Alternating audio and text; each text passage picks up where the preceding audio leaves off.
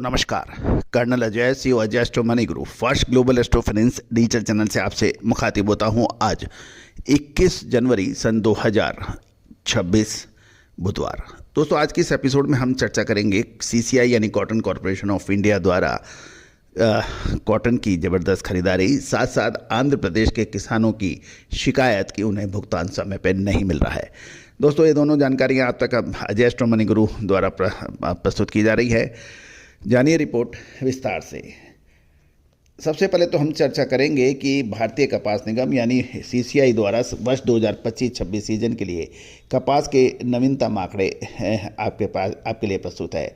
वर्तमान ईयर यानी अक्टूबर 2025 से सितंबर 2026 के बीच सीसीआई को माल खरीदना होता है और ये मिनिमम सपोर्ट प्राइस पर बड़े पैमाने पर खरीदारी की है, क्योंकि खुले बाजार में दाम एमएसपी से नीचे चल रहे थे। अब तक की कुल खरीद की बात करें तो 83 लाख बेल्स यानी 83 लाख बेल, एक बेल 170 किलो की होती है, जनवरी के मध्य तक खरीदी जा चुकी है। दिसंबर 2025 तक के आंकड़े की बात करें तो 12 दिसंबर 2025 तक लगभग 31.18 लाख बेल्स खरीदी गई थी, जिसकी कुल कीमत 13,492 करोड़ थी। जहां तक दैनिक खरीद की बात करें, नवंबर के दौरान खरीदी गई 1 लाख गांठ प्रतिदिन से अधिक दर्ज हुई है।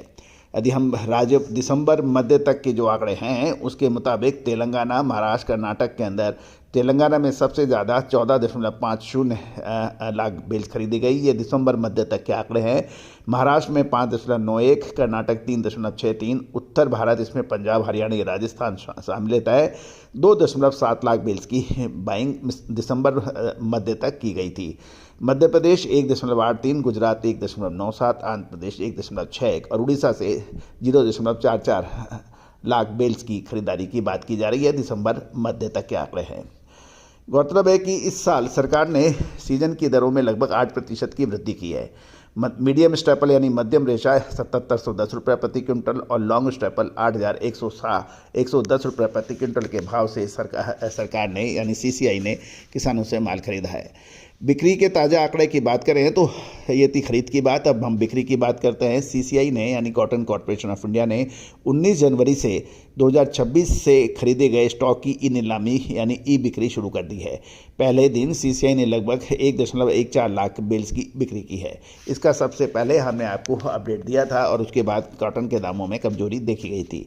वर्तमान में कपास की कीमतें बाजार में बढ़कर अलग अलग राज्यों में अलग अलग है, लेकिन औसत ये 55,500 से 56,000 रुपये प्रति कैंडी के करीब पहुंच रही है।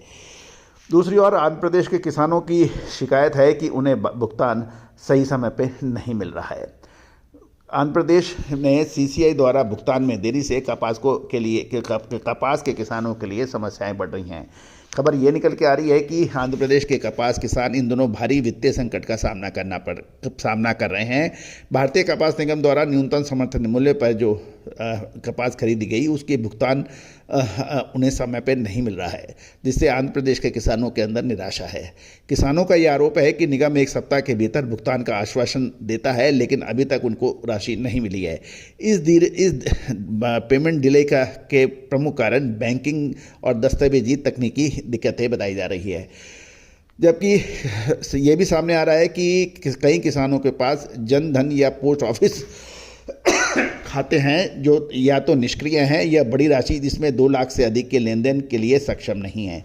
दूसरी ओर एक और पॉइंट सामने आ रहा है कि महिला किसानों का जो रजिस्ट्रेशन है वो नीतिगत बदलावों के कारण ई क्रॉप कार्ड में महिलाओं के नाम दर्ज हैं, लेकिन उनके बैंक खाते उच्च मूल्य वाले क्रेडिट के लिए अपडेट नहीं है। साथ साथ सीसीआई के अधिकारी यानी कॉटन कॉरपोरेशन ऑफ इंडिया के ऑफिशियल्स का ये कहना है कि गलत खातों में पैसा जाने से बचने के लिए विस्तृत जांच अनिवार्य है, जिसकी प्रक्रिया में थोड़ा समय लग रहा है। साथ साथ किसान संगठनों का ये कहना है जब सरकार ने महिलाओं को किसान के रूप में मान्यता देने का निर्णय किया था तो बैंकिंग सिस्टम को भी उसी अनुरूप तैयार किया जाना चाहिए था।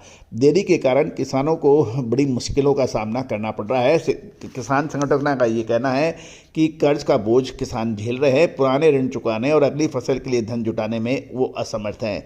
साथ साथ किसानों को अब निजी साहूकारों के पास जाना पड़ रहा है, क्योंकि बैंकों से पैसा न मिलने पर किसान निजी व्यापारी और साहूकार की ओर रुख करने के लिए मजबूर है।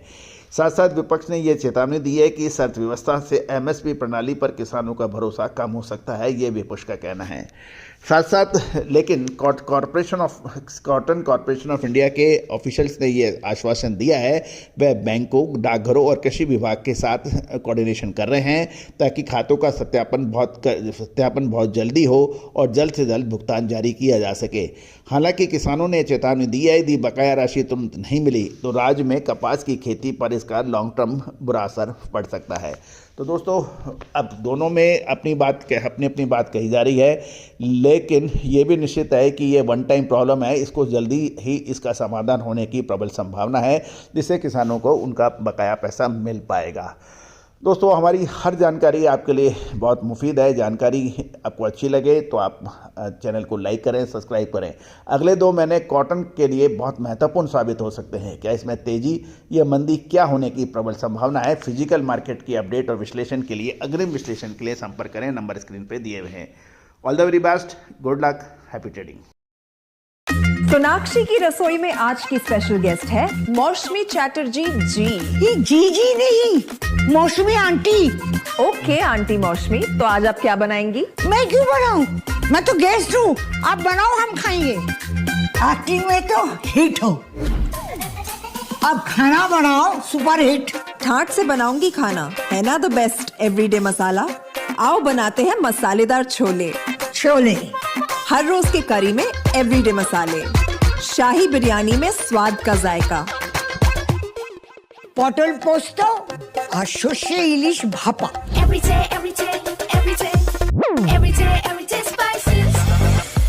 साफ मसाले, खुशबू और प्योर झांझ, टेस्ट से भर दे हर जुबान पे स्वाद। एवरीडे मसाले, देश का स्वाद।